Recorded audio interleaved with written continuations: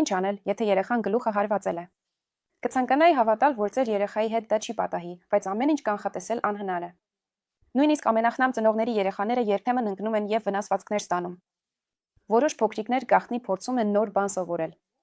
բայց նա երբեք չէր շրջվել։ Մյուսները ընդհակառակը մոռանում են ճիշտ հմտությունները։ Այո, նա արդեն 100 անգամ իջել էր դիվանից, իսկ այսօր գլխի վայր ընկավ։ Երրորդը պարզապես սխալ պահին սխալ տեղում է լինում, ընկնում է ու հարվածում սեղանին։ Չորրորդները պարզապես փոքրիկ չարաճճիներ են։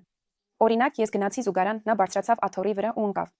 Ընկնելը վնասվածքների ամենահաճախ հանդիպող պատճառներից է, հատկապես մինչև 5 տարեկան երեխաների մոտ։ Ամեն տարի 2.5 միլիոն երեխա բուժում է ստանում շտապ օգնության բաժանմունքում ընկնելու հետ կապված վնասվածքների պատճառով։ Իսկ թե քանի երեխայի օգնություն ընդհանրապես պետք չի եկել, ես նույնիսկ վախենում եմ պատկերացնել։ Եվ ես այս ամենը պատմում եմ նրա համար, որ պետք չէ ինքնաքննադատությամբ զբաղվել, ես սարսափելի մայր եմ եւ նման բաներ։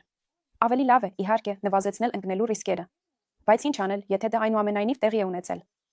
Նախ եւ առաջ պետք չէ խուճապի մատնվել։ Վշտանալ կարելի է նաեւ հետո։ Սկզբում պետք է համոզվել, որ երեխան լուրջ վնասվածքներ չի ստացել։ Եվ երկրորդը, փորձեք մի կողմ դնել բնազդները եւ գործել բժշկական խորհուրդներին համապատասխան։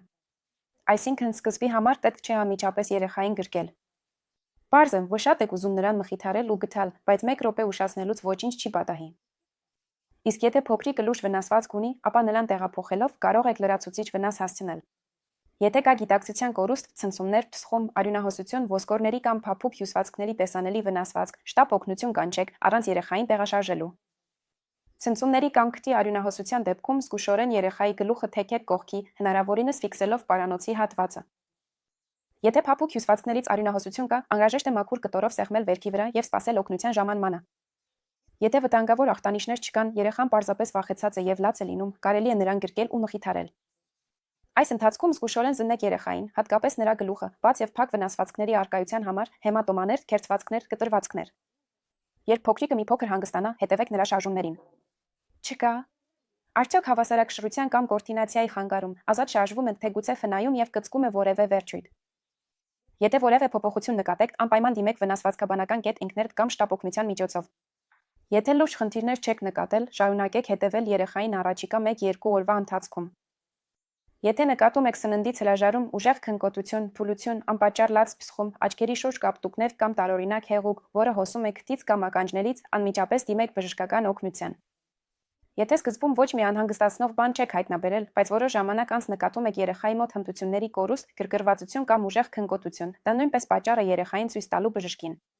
Այն ամենն, ինչ ես վերևում թվարկեցի, լուրջ վնասվածքի նշաններ են։ Ամենից հաճախ ամեն ինչ սահմանափակվում է փոքրիկ կապտուկով կամ թեթև վախով։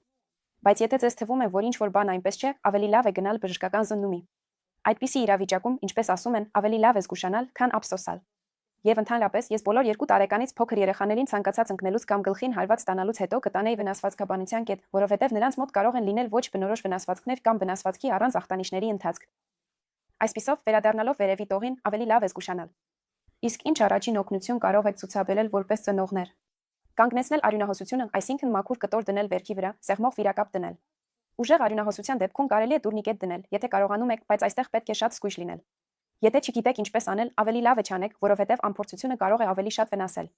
Նաև կարելի է սառը դնել հեմատոմայի տեղում։ Կհամապատասխանի սառնարանից ցանկացած առարկա, որը փաթաթված է սրբիչով։